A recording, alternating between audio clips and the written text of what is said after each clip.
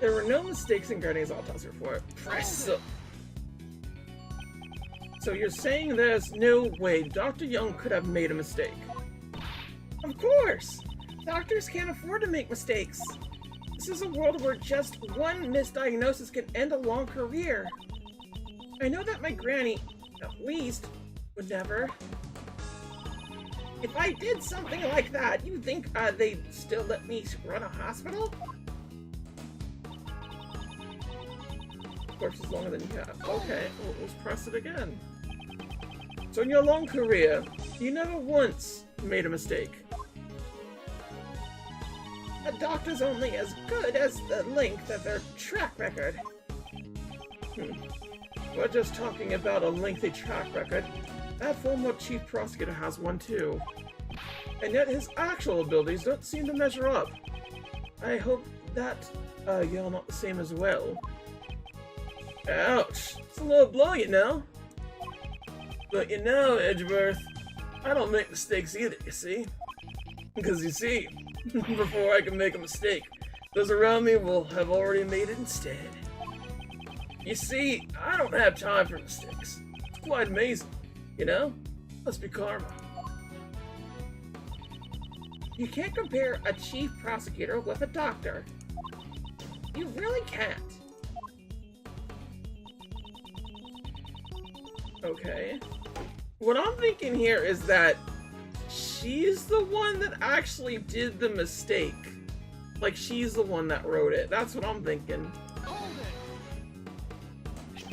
The victim wore this raincoat after suffering a blow to the head. And yet there was not a single drop of blood on the front of the raincoat. Therefore, it is impossible for a head wound to have been post-mortem. Well, ow! I don't need you to tell me that! That's what I wrote down from the very beginning. The autopsy report says the head wound was post-mortem. That's completely different.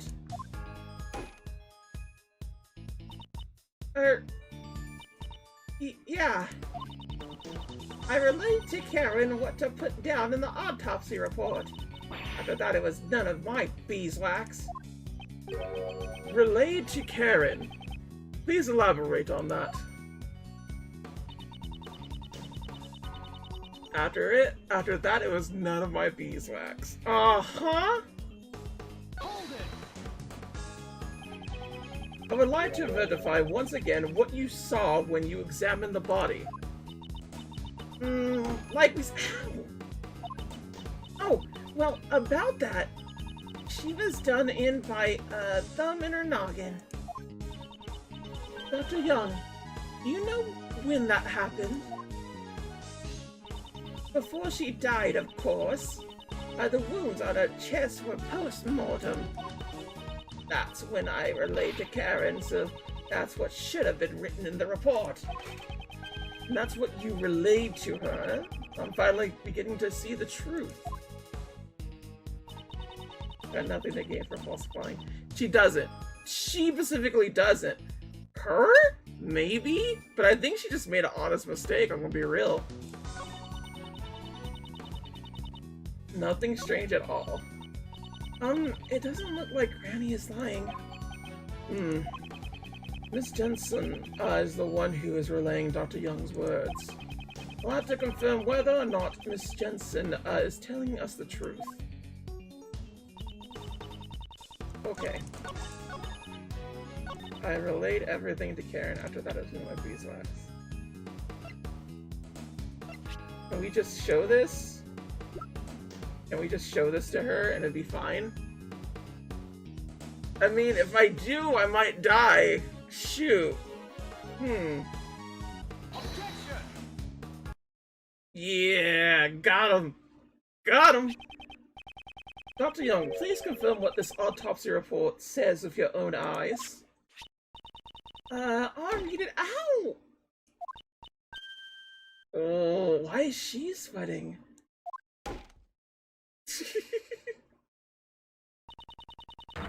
This autopsy report wasn't written by me. What? What do you mean?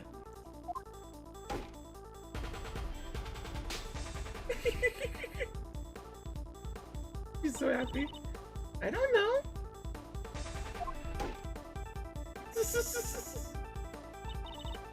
Granny, I can't say that.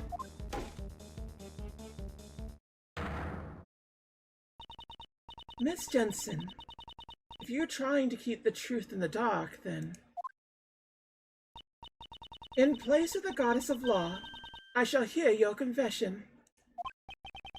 Judge Courtney is talking with Dr. Young in private. What? Is that true? Understood. I shall convey your words to everyone else, Dr. Young. I properly relayed the autopsy report orally to that child. It seems my granddaughter must have mucked it up when she was writing it down. Wow! She remembered her voice perfectly. There was no need for her to go that far, though. In other words, the contents of the autopsy report have been falsified. By your hand, Miss Jensen. Oh, With that, we prove that the wound on her head came first, followed by her chest wound. Miss Jensen, why did you falsify the autopsy report? Hold on a second, she never said she falsified it, you know? She just made a teeny tiny mistake when she wrote it down. Post-mortem and intermortem sound kind of similar, you know? They are completely opposites. This is a very definition of falsification. Miss Jensen, why would you lie? Okay, I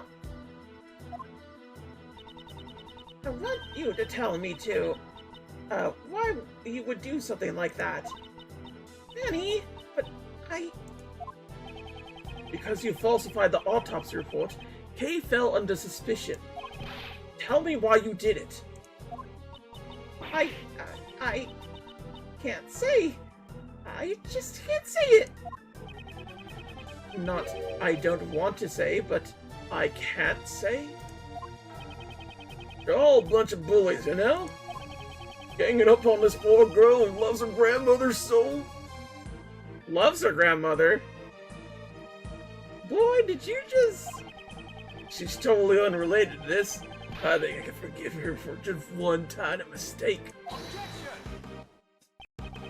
That won't do. Aren't you the one with the most to lose as she testifies? What are you trying to... what are you saying? You see, as a former prosecutor, you ought to speak a little more clearly, you know? Very well. As you wish, I shall answer clearly. Miss Jensen played an essential role in this case. She was an accomplice. 100% accomplice. Miss Jensen falsified the autopsy report in order to assist the true culprit. Ouch! This girl's an accomplice? What's your base for that claim? Impossible for a single person to commit this crime in the first place. The crime could not have been committed without at least 2 people. Namely because... couldn't have been moved. The number of people wouldn't match. The report couldn't have been faked. Yeah! The report could have been faked. Oh fuck. Oh, oopsie-doo. The number of people wouldn't match is a little confusing to me. Oh! That's why. It's because I took a break and I forgot about the 11 people on the thing. Remember, there's supposed to be more than that? For the evidence situation. That's what I forgot. But the victim couldn't have been moved is still something because the way, in particular, the blood is, it's not spilled all over. And the work could have been faked had, like, precedence. It did. Like, you can't deny me that. If the conductor was the culprit and one of the auction guests was the victim, he would contradict the witness's testimony that there were 11 people after the incident. What now? You got a problem with my testimony? Not at all. Rather, it is because I believe your testimony that's why Accomplice must exist. But you still won't admit that your reason is wrong. Up until now, we had not even considered the possibility of your accomplice. However, there had been an accomplice. It changes the entire story completely. The accomplice took the murder auction guest place. And the number of people remains 11.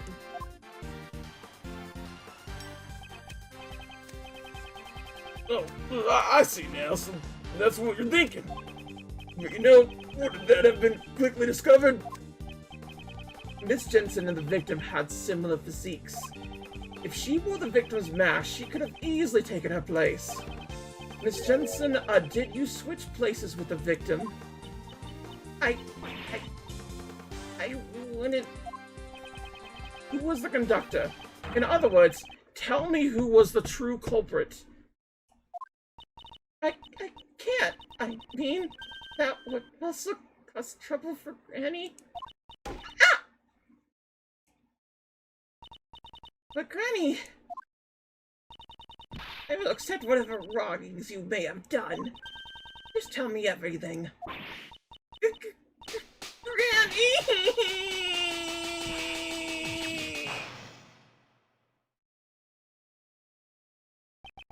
As I thought. Yes, you really were the accomplice.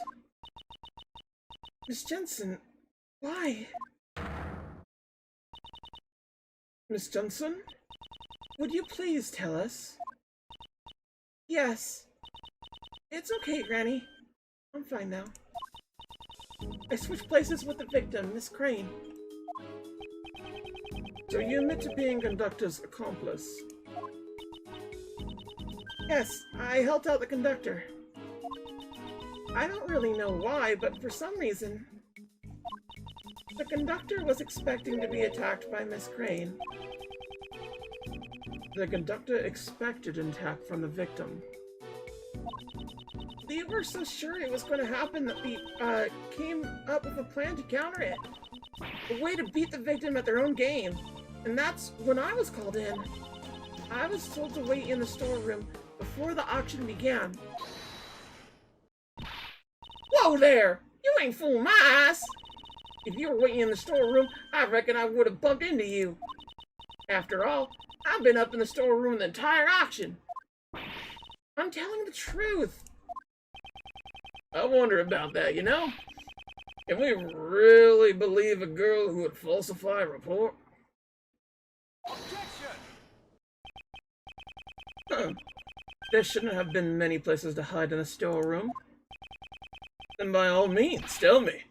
Where did our little nurse hide? The place in the storeroom where Miss Jensen hid was...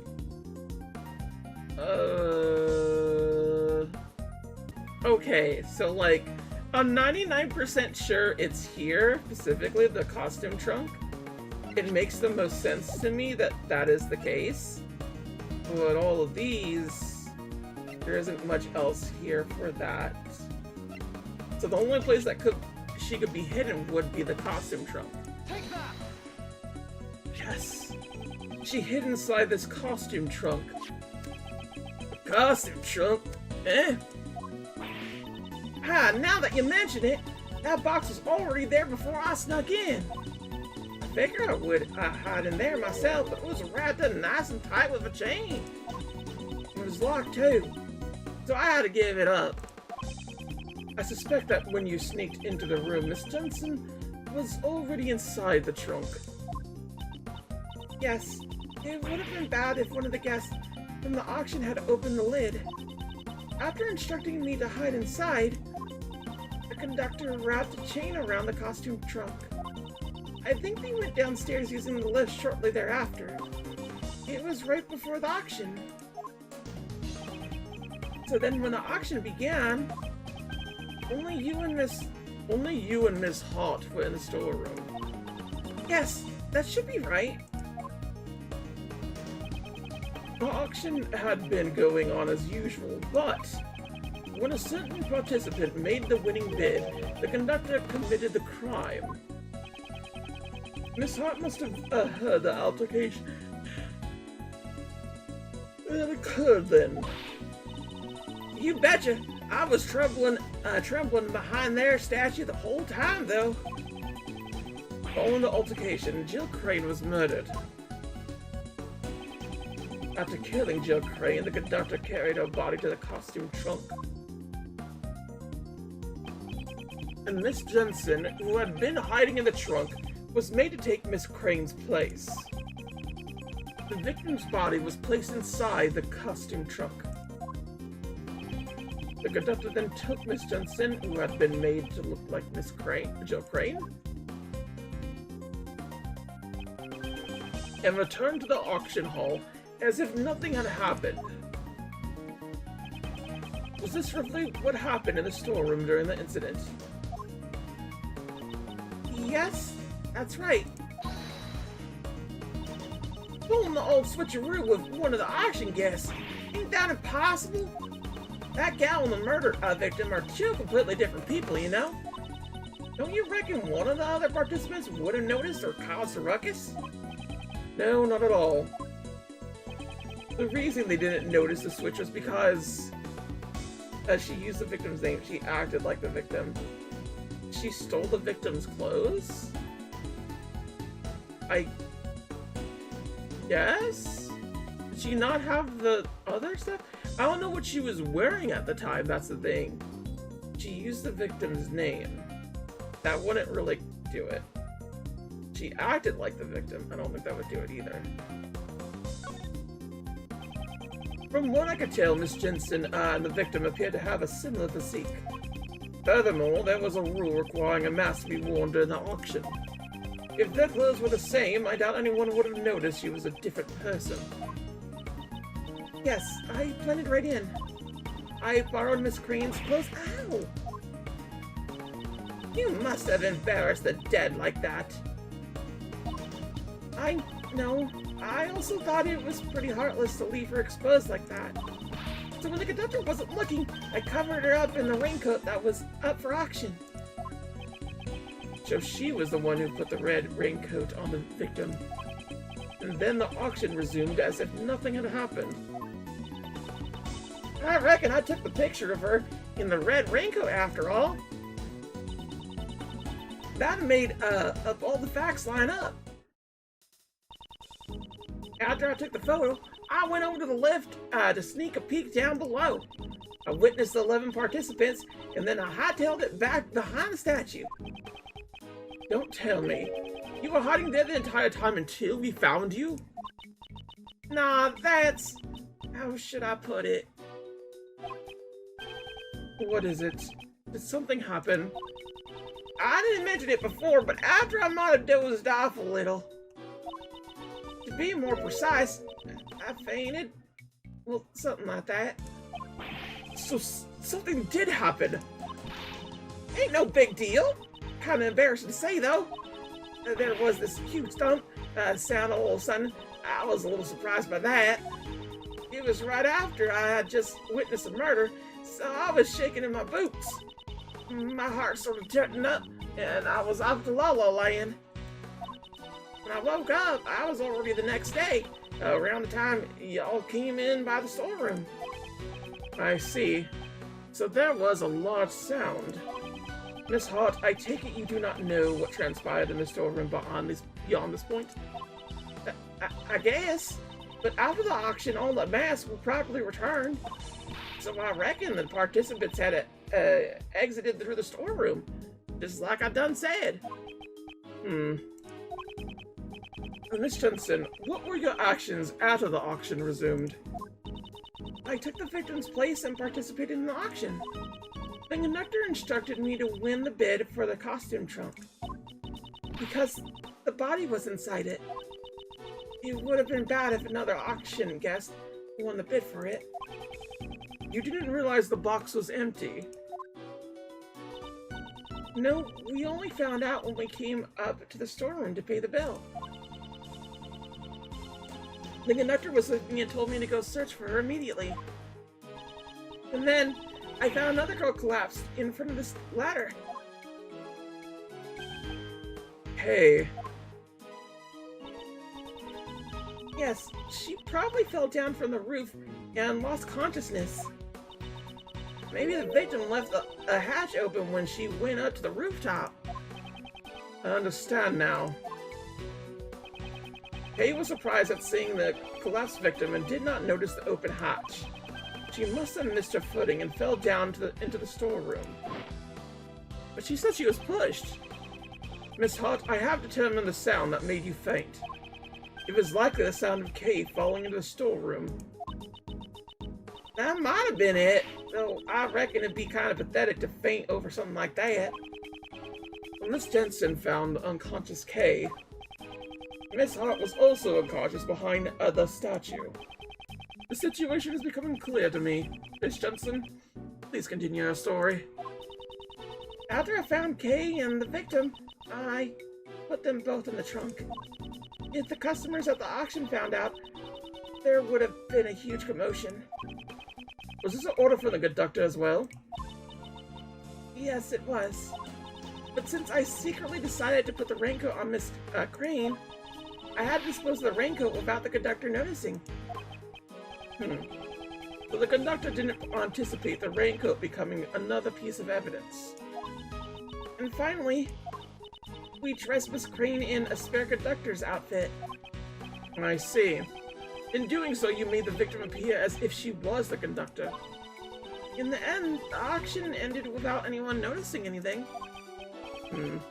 Miss Jensen, your crimes have become clear. If you know anything else, please hold nothing back.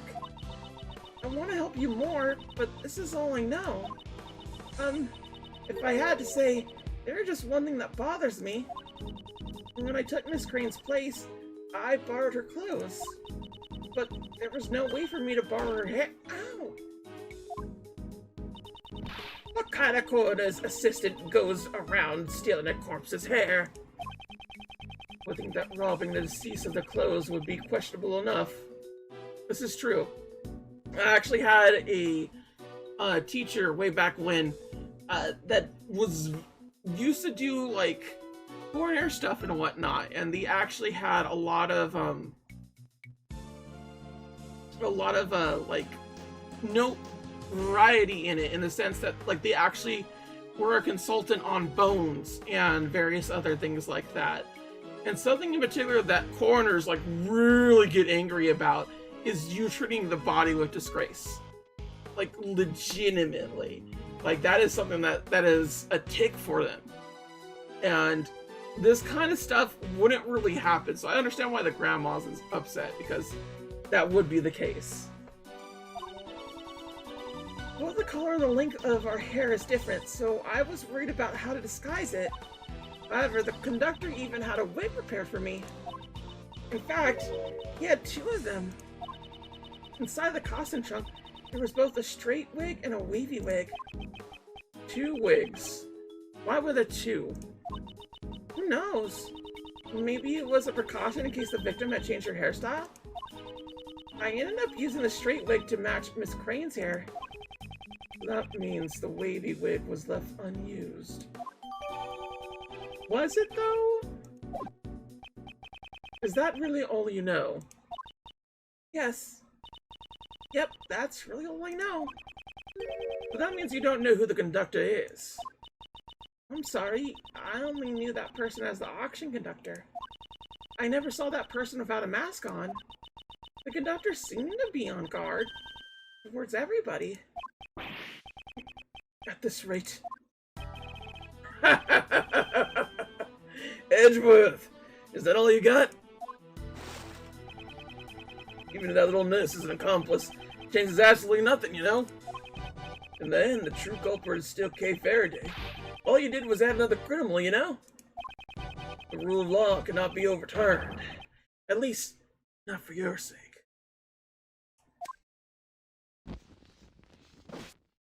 Bastard! Is this as far as I go? Am I unable to save Kay? Objection! Oh! Let's go! Nothing beats the Von Karma! 'Cause that is perfection! Let's go! Francesca, why are you here? Didn't I tell you, Miles Edgeworth? Wherever there is a case, I will follow. Prosecutor Von Karma, your hard work is most appreciated. However, don't get the wrong idea. I only came here to find out the truth behind what happened to Kate Faraday. I don't plan on forgiving you for abandoning the prosecutor's path. I understand. You should thank your former subordinate. He gave me some valuable information, which may save Kate Faraday. Detective Gumshoe did? Listen well, Miles Edgeworth. This will be the final piece of evidence. Jill Crane suffered the wound on her head first. We already know that. Oof. Well, someone say something! Well, I hate to say it, but we already proved that. Already proved!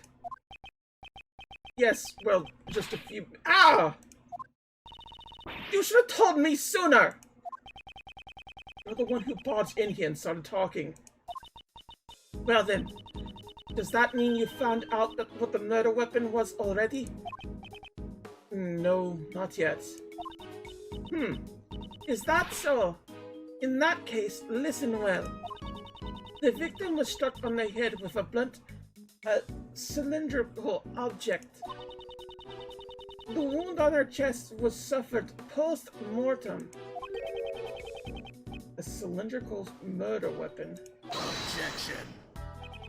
And now, this report of yours. Trust is accurate, of course. These were the results of 2 independent autopsies carried out by 2 respective doctors. Objection. That's reassuring, but it's too bad. You have no right to.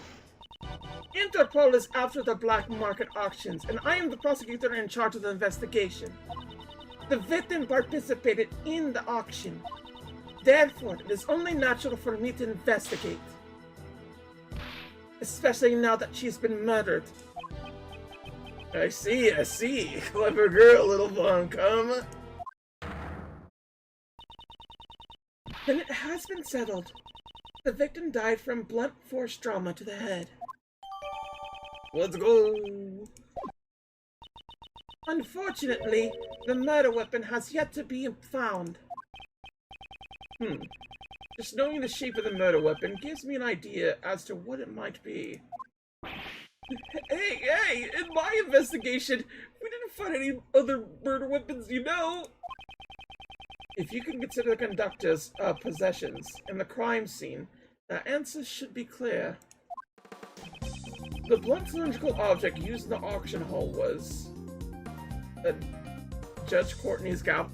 Was it George Courtney's gavel? It was an auction gavel, right? It should have been an auction gavel. I don't like how they're all gavels. Don't do this to me, game. Alright. Judge Courtney's gavel would be interesting and neat, but the auction gavel makes the most sense, right? It was something the conductor had in the hand during the auction. Namely, an auction gavel. An auction gavel? We didn't find anything like that! If the culprit is the conductor, it is possible that the gavel may be the murder weapon. However, that alone is not a reason enough. Wouldn't you agree? Of course. I have proof to back it up. This piece of evidence proves that the murder weapon is the auction gavel. Oh, shoot. What proves it? Oh, fam. What is the piece of evidence that proves that? It wouldn't be a pool of blood. This is the only thing I could think of? One of them has a burn mark. This is more so for its recording. But I don't think that's the case.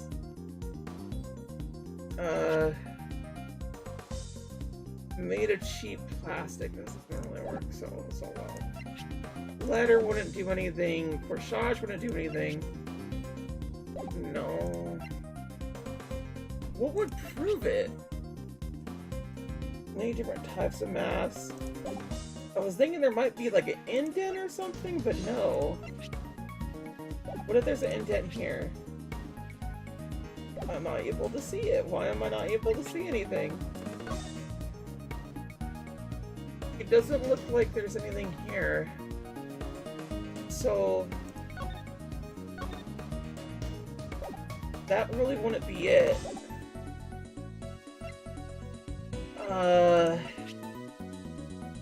Blood seems to have dripped down. We don't need that per se. Maybe here?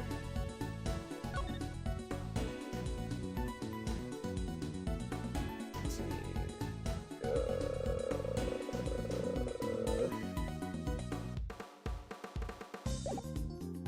No, that doesn't really work. So we're kind of boned here. Is there anything that would suggest that this has like blunt trauma to it?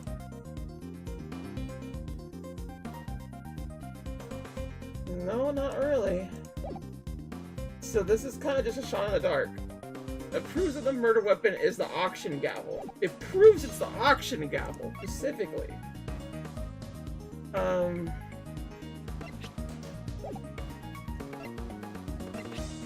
I imagine this would be it, simply because it can. Take that! Nope. We hacked up. Black market auction was being held in the Grand Tower. The items up for auction were pieces. 11 people attended, each of them that. However, the sound of a gavel was not heard afterward. There we go! We found it! Boom. According to Miss Hart's testimony, after the victim had been murdered, it seems she suddenly stopped hearing the sound of the gavel during the auction. However, she had been able to hear it up until then. Why was that, you ask? It was because it had been used as a murder weapon and was covered in the victim's blood. It became unnecessary to dispose of it. Isn't that right? Bosse de beste.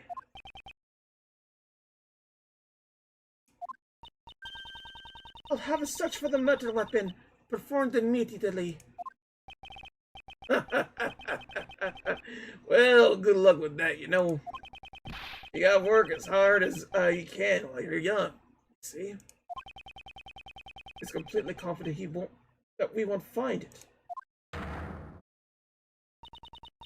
Well then, while the search for the murder weapon continues, I hereby call for a brief recess. And then next time! Farg!